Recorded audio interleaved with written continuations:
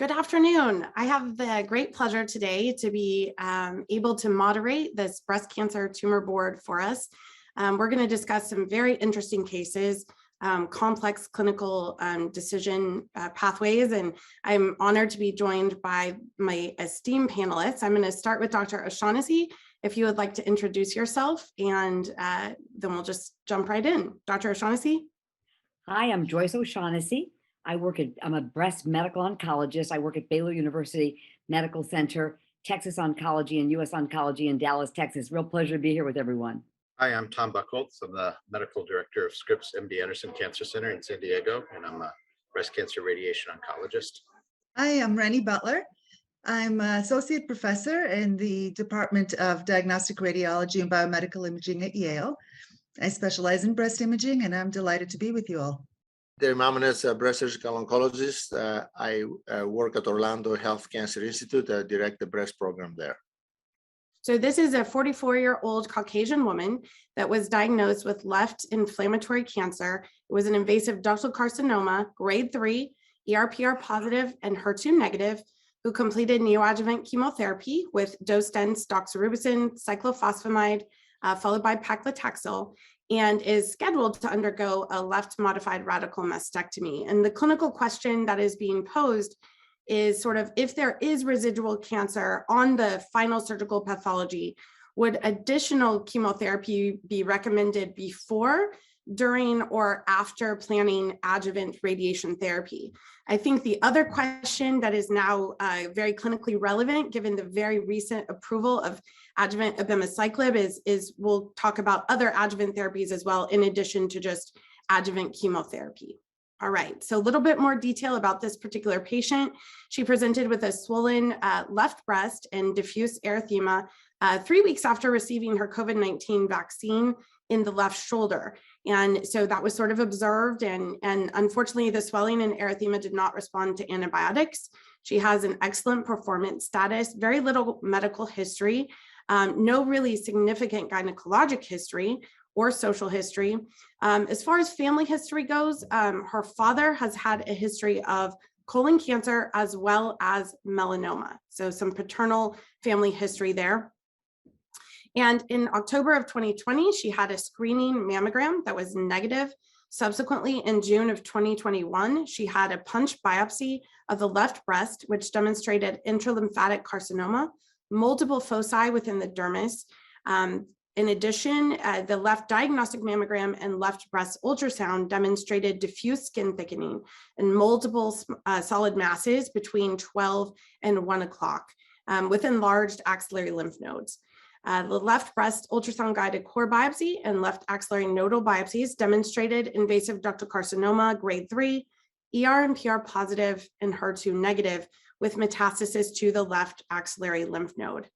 She had a staging evaluation with CT scans of the chest, abdomen, and pelvis, which demonstrated no evidence of distant disease or osseous metastasis. She also had a bilateral breast MRI, which we will review in just a bit. This demonstrated diffuse skin thickening and enhancement, sort of as we would expect, enlarged axillary lymph nodes. And then in between June and September of 2021, she received neoadjuvant dose-dense doxorubicin, cyclophosphamide, and paclitaxel, and she's planning left modified radical mastectomy. So we'll go ahead and let Dr. Butler review some of these pertinent images for us. Thank you. Yeah, in imaging, we use the distribution of findings as one of the features that help us to estimate the probability of malignancy. And diffuse distribution is typically associated with benign findings. But of course, every rule has an exception, and this is an example of diffuse distribution with malignant features.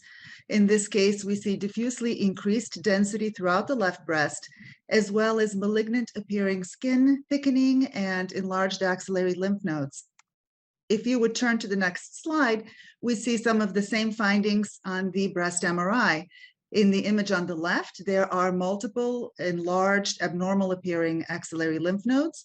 In the image on the right, we again see this diffuse involvement with non-mass enhancement of the left breast, as well as surrounding skin thickening.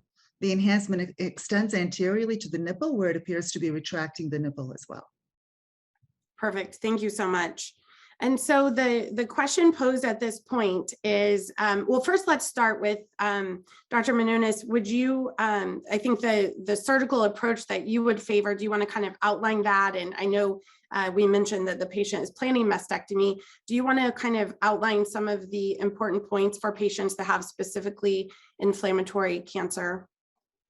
Yes, so inflammatory carcinoma has pretty much, I think, a distinct surgical management compared to other types of presentation.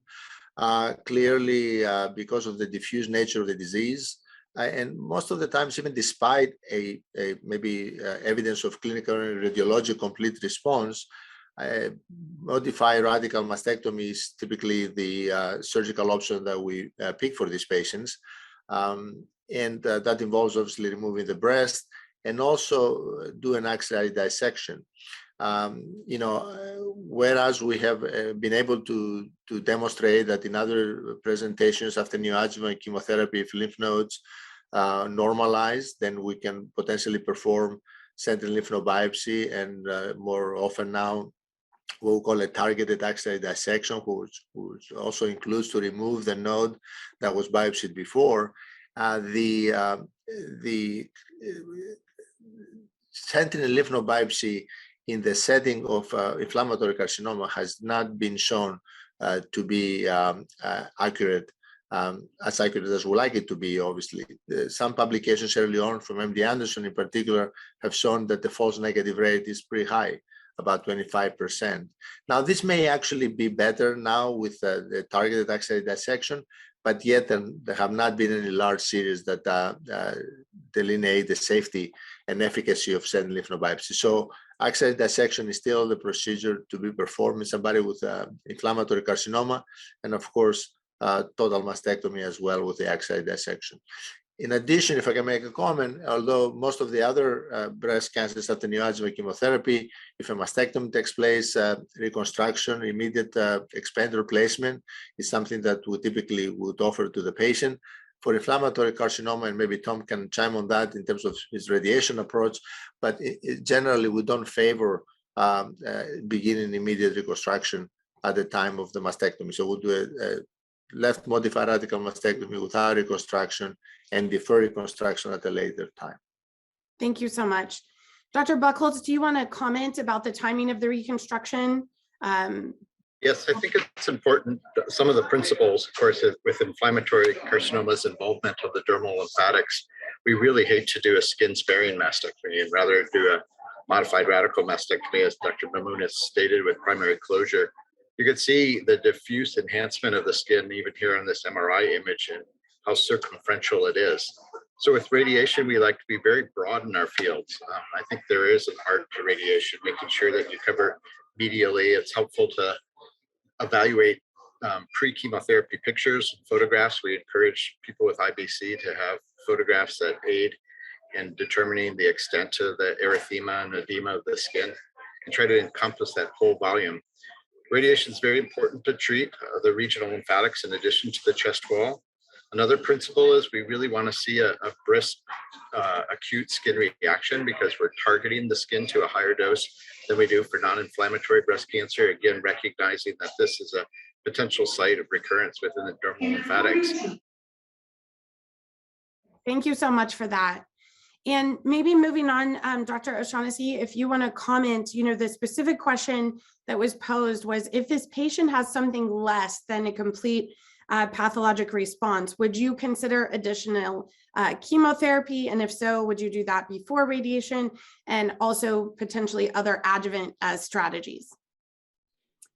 So this young woman needs optimal endocrine therapy for sure. That'll be an important part of her treatment. She's premenopausal, presumably 44. So an LHRH agonist plus an aromatase inhibitor would be optimal adjuvant endocrine therapy for her. We'd also recommend IV zoledronic acid every 6 months for 3 to 5 years per NCCN guidelines, because there's both a disease-free and overall survival advantage in that regard.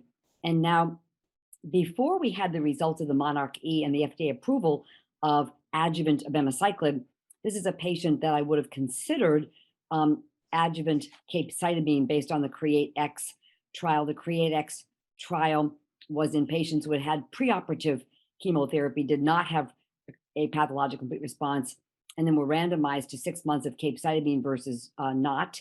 And in the overall population, there was a disease-free and overall survival advantage. And that was most apparent in the triple negative breast cancer patients, but in the ER positive, HER2 negative population, the point estimate, as I recall, was around 0.83. And so the confidence intervals crossed 1, but it was in the right direction. But the overall study was positive, and it wasn't really powered for subset analysis. So I do utilize those data in very, very high risk situations, or at least I have heretofore. Now, however, with the FDA approval of adjuvant abemaciclib for women with hormone receptor positive, HER2 negative breast cancer, high risk, 4 or more lymph nodes positive, or 1 to 3 lymph nodes positive, and grade 3 disease, or 1 to 3 nodes positive, and T3 or higher disease, and for all of those, and a Ki-67 20% or higher per an FDA approved test. And so this patient here, because in the Monarch E trial, there's now hazard ratios of around 0.7, about a 30% reduction over the first 3 years in the risk of an invasive disease-free survival event. That is a recurrence locally, regionally in the lymph nodes, systemically, metastatic disease. So an impressive improvement at the 3-year mark. And that's why the FDA approved it for the patients at highest risk for having that recurrence in the first 3 years. So in this particular patient, she looked to me on the original MRIs, and she had 4 or more lymph nodes positive. She's grade 3. We don't have a Ki-67 on her baseline biopsy, but I wouldn't be surprised if it was 20% or more. Now, one thing I will say is that in the Monarch E, inflammatory breast cancer patients were not eligible. So she's technically not eligible, but she certainly falls into the risk of, into the category of high risk. And in the Monarch E, there were a good number of patients. I want to say it might have even been close to 2,000 patients that had received preoperative chemotherapy. And those who did not have a pathologic complete response were eligible, and they were randomized to the 2 years of abemaciclib. It's 150 milligrams twice a day for 2 years with endocrine therapy versus endocrine therapy alone. And there was a large improvement in invasive disease-free survival. I think the absolute benefit at 2 years, I think those data reported at 2 years, was around 7% or so. So it's early. The data are still early. We need longer follow-up, but I think it's quite encouraging. So I think that would be an option I would consider for this patient. I would go back and do the Ki-67 on her original cancer. That's the cell division rate. And that could either be done by the local pathologist or it could be done centrally in a central laboratory such as Quest. So that's kind of what I'd be thinking about for her. Oh, and one more thing, germline BRCA testing.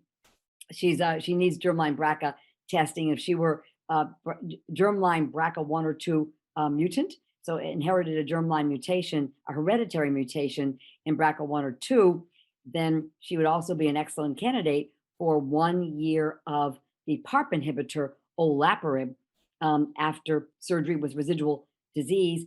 I would give the abemaciclib or the olaparib after radiation. I would do the radiation first. In the Monarch E, radiation was done first, then the abemaciclib. Now, I would never combine olaparib with abemaciclib. We don't have safety data, but I would probably personally favor the olaparib over the abemaciclib. But if she were very high risk, had a lot of residual disease, I've heard some other folks in these kind of conversations saying, well, gee, if it was terribly high risk, maybe the year of olaparib followed by the abemaciclib, even though we don't have data on that. But that would be an embarrassment of riches to have both the olaparib and the abemaciclib available for this young woman.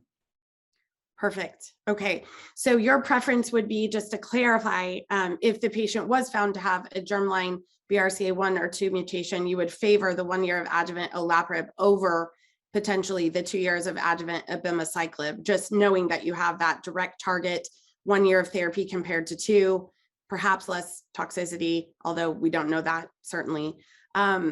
And Dr. Buchholz, do you agree that we would want to proceed with adjuvant radiation therapy as soon as the patient was healed from surgery and then move on to her adjuvant systemic therapy? Is that how you would approach it, given the high risk of local regional recurrence? I would, exactly. Even in the setting of triple negative disease with residual disease, where Dr. O'Shaughnessy might be considering capecitabine, like she mentioned, we would still sequence radiation shortly after healing from the mastectomy.